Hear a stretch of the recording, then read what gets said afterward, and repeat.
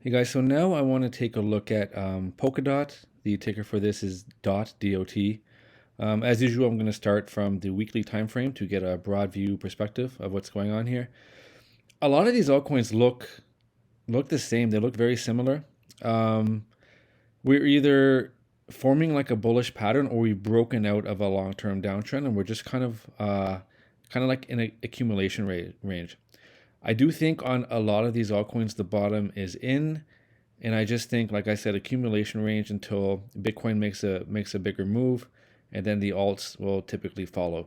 And with the halving coming up in April of 2024, just less than a year away, I would anticipate that Bitcoin's gonna have the next phase of like another bull cycle then, and then that's when the altcoins will do their thing. Until then, just I would personally just be accumulating. I would dollar cost average around these levels in the projects that you think are fundamentally strong. Okay, so as you can see, we had a downtrending resistance line with multiple touches that we recently broke out of. And then if this lower trend line here, we have multiple touches on this, and this one actually ended up serving as a support level. So one thing that's interesting here, these two lows, these are equal lows. Okay, so this could be, theoretically, this could possibly be a double bottom. And when you want to identify a possible double bottom, what you want to look for is a divergence or a sign, just bullish signs on oscillators. So if you look down here, look at this. This oscillator has made a higher low. So that's a bullish sign. Actually, let me just let me just check something here. Oh yeah, okay. Descending wedge, breakout of a descending wedge, maybe a back test, and let's see where this goes. We have this stochastic starting to turn up, uh, bullish sign on the RSI. So from what I'm seeing, this looks pretty good. To give you guys an example of how you can use divergences, you see this here, how it says bear. So this indicated that this was a bearish divergence. See here we made a high, then we came down, then we made a higher high. But on this oscillator, we made a high, then we made a lower high. So that's called a bearish divergence, and that gave a first signal that we are going to come down, and that was the end of the bull market. Okay, so let's dial this down to the daily and get a closer look at what's going on.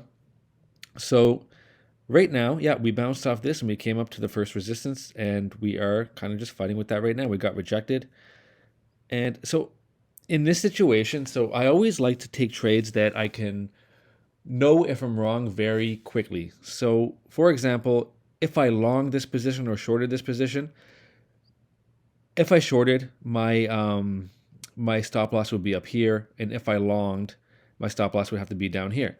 So this is kind of, it's too much in a midpoint, so I wouldn't take the trade. I would wait for the price to either come up to the top or come back down to the bottom to enter a position. So for example, if the price comes up to the top here, and I don't expect you guys to just stare at the chart and wait for it. You can set alerts, or you can even set a limit order. So you don't have to look at it anymore. You can go into your exchange, set a limit order, and you can make it so if the price comes up here, it'll automatically trigger your sell in this case. And then you could, as you put the order in, you can make it so your stop loss is right here. So you could just set this and forget it. And you could do the same thing down here with a long and a stop loss down here.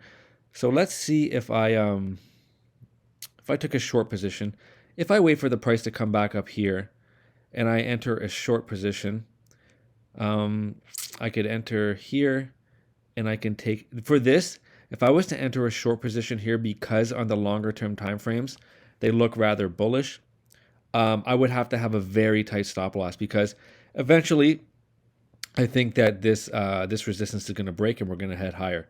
So my overall long-term sentiment on this particular coin and most of the altcoins I'm looking at is bullish, right? I think we're putting in bottoming patterns and we're consolidating before the next run up. So be very careful if you guys decide to short. So if I wanted to short here, I could do something like this. So I can put a buy here, a stop loss here, and a take profit, not even that far, just back around this level. And that would get me a risk reward ratio of almost 3 to 1. I would risk 2.78% to get 8% gain. If it went all the way back down to the bottom, which I highly doubt that's going to happen, that would be a huge risk reward ratio of almost 8 to 1. with over a 20% gain.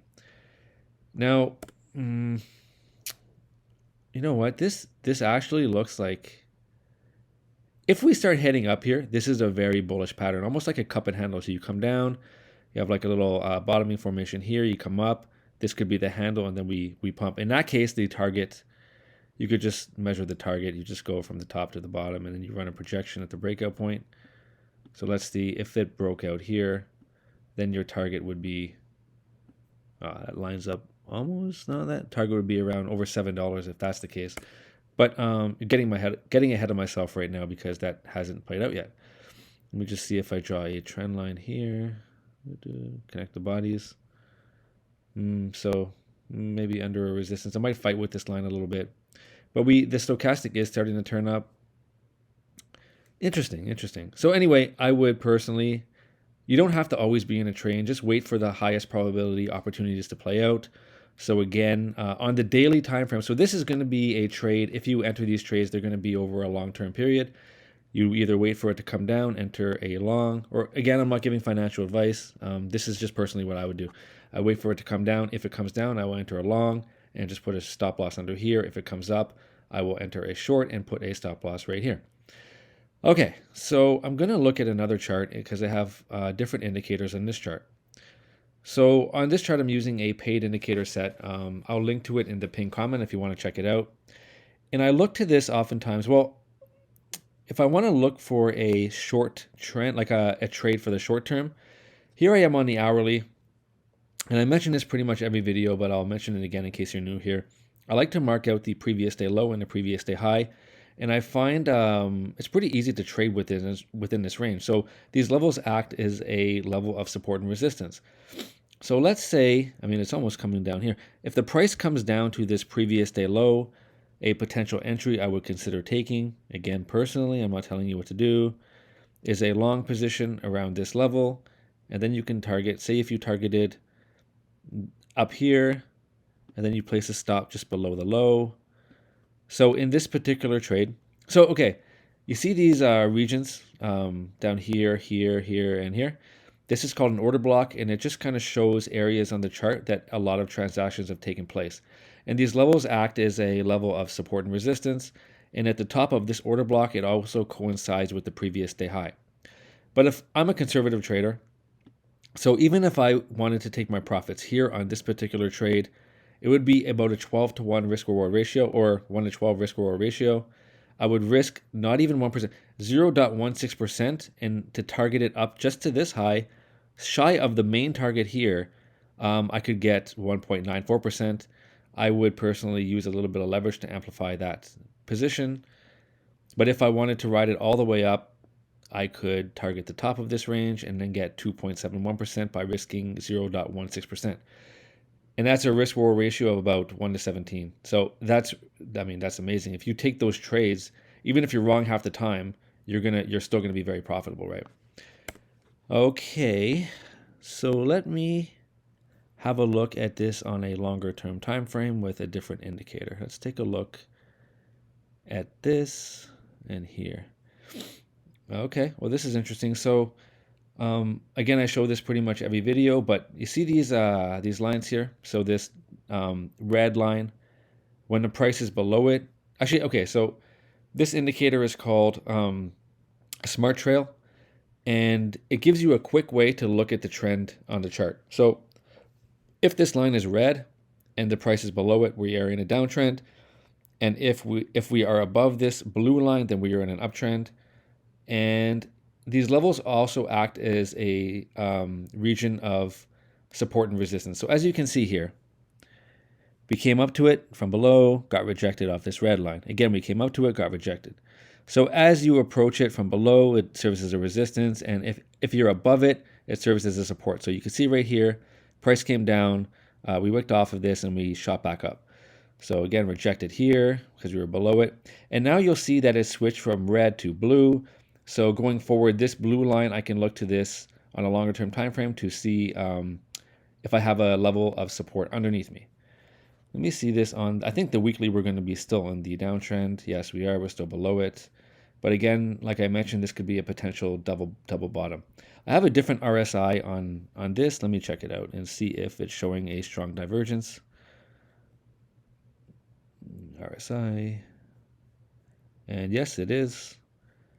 Sign of strength, guys. It looks pretty good to me. It might be boring for a while, though. We might just range for a bit. A lot of the altcoin market looks like it's going to do that. Just be patient. No guarantees it's going to go up, but all we can do with trading and technical analysis is we can look to the past, see what happened in the past. And assuming Bitcoin follows the same 4-year cycle, then yeah, 2024 should be a good year. So positions accumulated around this time and this range should be quite profitable, but no guarantees. It's risky. And yeah, let's just recap. Yeah, guys. And if for example this level breaks here on the daily chart, this level of resistance, it'll break up, and then as it don't buying breakouts to me is kind of risky. You wanna if you're buying a breakout, you want to make sure you have a lot of volume backing you up. But a lot of time it'll break out, and then it'll sell off, and the body will close below this. So in order for this to be a verified breakout, what you want is a body to close above this range. However, if you see it going, don't panic, guys. Don't rush in. Don't buy big green candles and take the risk that it's going to sell off on you and you're going to be holding the bag. I like to do, if it breaks out, I just wait for it to come back, and I'll buy the retest. Because that way, if I buy the retest, I could just put my stop just below it and then target the upper region, which would be around here. All right, guys. So that's Polkadot. Looks good, and just be patient with it. Take care, guys. Bye. Oh, and if you haven't subscribed, it's a new channel, so if you want to get notified when I put out new videos, I'm going to do about 2 or 3 of these videos a day. Just subscribe. All right, guys. Take care. Bye.